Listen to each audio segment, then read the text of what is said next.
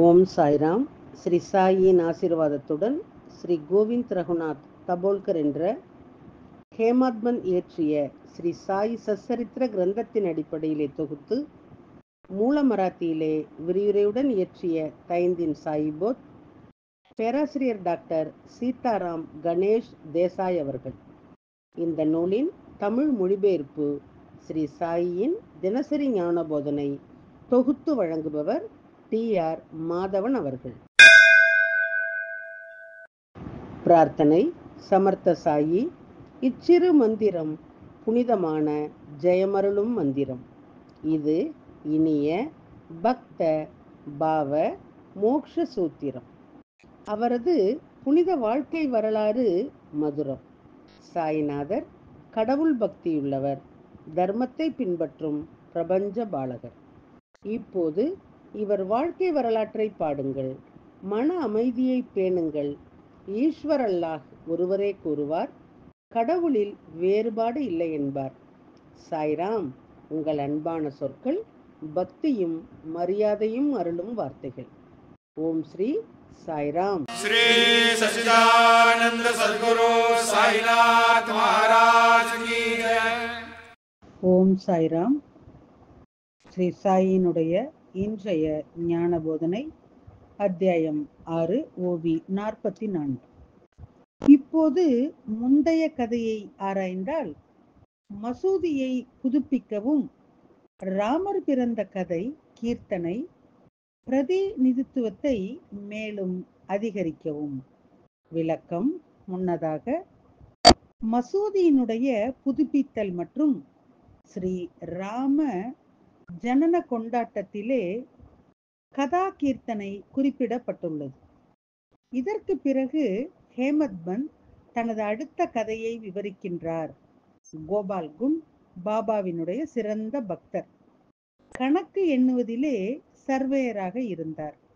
பாபா அவரிடம் மிகவும் அன்பாக இருந்தார். அவர் உதட்டிலே எப்பொழுதும் பாபாவினுடைய பெயர் இருந்தது. சாய் பிரசாதமாக அவருக்கு மகனை ஆசீர்வதித்தார். குழந்தை இல்லாத துயரம் நீங்கியவுடன் அவர் மகிழ்ச்சி அடைந்தார். மேலும் ஒவ்வொரு ஆண்டும் ஷீரடியிலே யாத்திரை அல்லது உருஸ் ஏற்பாடு செய்ய வேண்டும் என்று நினைத்தார். தாத்யா கோத்தே, மாதவ்ராவ் மற்றும் பிற முக்கிய நபர்களும் அந்த யோசனையிலே ஆர்வமாக இருந்தனர். விதிகளின்படி இதற்கு மாவட்ட ஆட்சியரிடம் அனுமதி பெற வேண்டும். அதற்கான முயற்சிகள் தொடங்கப்பட்டன.